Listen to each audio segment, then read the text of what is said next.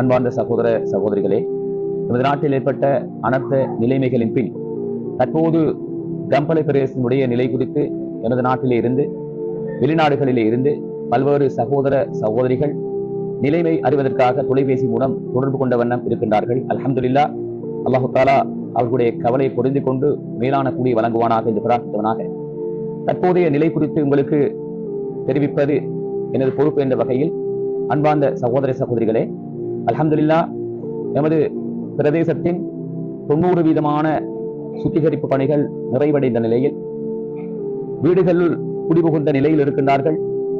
அவர்களுக்கு தேவையான வீட்டுக்குரிய அடிப்படையான வசதி ஏற்பாடுகள் அல்ஹம்துலில்லாஹ் எமது நிறுவனம் இந்த அமைப்பு மூலமாகவும் கம்பள முஸ்லிம் கவுன்சில் ஊடாகவும் அதே நேரம் தனவந்தர்களது முயற்சியின் காரணமாக தனிப்பட்ட முறையிலும் மேற்கொள்ளப்பட்டு வருகின்றது. அல்ஹம்துலில்லாஹ், தற்போது பல்வேறு சகோதரர்களும் இங்கே என்ன பொருள் தேவை இருக்கிறது என்று தொலைபேசியில் மூலமாக தொடர்பு கொண்டு கேட்டு வருகின்றார்கள்.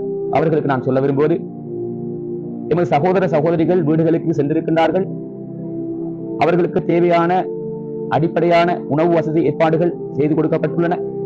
ஆனால் எமது இந்த கம்பளை பிரதேசம் சுமார் 800 கோடி அல்ல அதைவிடவும் அதிகமான சொத்துக்கள் இழப்பை சந்தித்திருக்கிறது.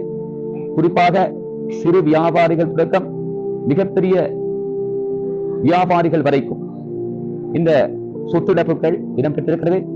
அவர்களுடைய வியாபாரத்தை தொழில்களை மீள கட்டியெழுப்ப உதவுவது எமது கடமையாக இருக்கிறது. அந்த வகையில் அன்பார்ந்த சகோதர சகோதரிகளிடம் நாங்கள் கேட்டுக்கொள்வது, அல்ஹம்துலில்லாஹ், கம்பளையில் இருக்கக்கூடிய வியாபாரிகள் சங்கத்தோடு இணைந்து எமது ஜமியத்துல் உலமா அதே போன்று மஸ்ஜிதுகள் சம்மேளனம் இணைந்த மிக திறமையான பொருத்தமான ஒரு குழு நியமிக்கப்பட்டிருக்கிறது. அந்த குழு இந்த பைனான்சியல் கமிட்டி இன்ஷா அல்லாஹ் இந்த வியாபாரிகளுடைய வியாபாரத்தை மீள கட்டியமைப்பதற்கான மிக அழகான திட்டம் ஒன்றை வரைந்து கொண்டிருக்கிறது. எனவே நம்பிக்கையோடு நான் சொல்கின்றேன், நீங்கள் உங்களுடைய எதிர்பார்ப்புகள் என்னவாக இருக்குமோ, கம்பளை பிரதேச மக்களுடைய அந்த வாழ்வாதாரத்தை மீள கட்டி எழுப்புவதற்கு நீங்கள் என்ன கற்பனை செய்து கொண்டிருக்கிறீர்களோ, நிச்சயமாக சத்தியமாக இந்த நிறுவனத்தின் மூலமாக அது நடைபெறும் என்று நாங்கள் நம்புகின்றோம். எனவே நான் வேண்டிக் கொள்வது, கம்பளை மக்களுக்காக பொருள் கொள்வனவு செய்வதனை தவிர்த்து அவர்களுக்காக நீங்கள் நிதி உதவிகளை முழுமையான அளவு செய்வதற்கு முன்வாருங்கள். மிக மிக சொற்பமான ஒரு தொகை தான் எங்களுக்கு சேர்ந்திருக்கிறது.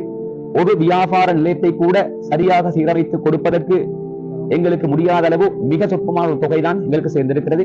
அதிகமான பணத்தொகை தேவையுள்ளவர்களாக நாங்கள் இருக்கின்றோம். எனவே சிறு வியாபாரிகள் தொடக்கம் பெரு வியாபாரிகள் வரைக்கும் அவர்களுடைய அந்த வியாபார நிலையங்களை திறப்பதற்கும் அதனை வீட கட்டி எழுப்புவதற்கும் பெரும் தொகை பணம் தேவைப்படுகிறது.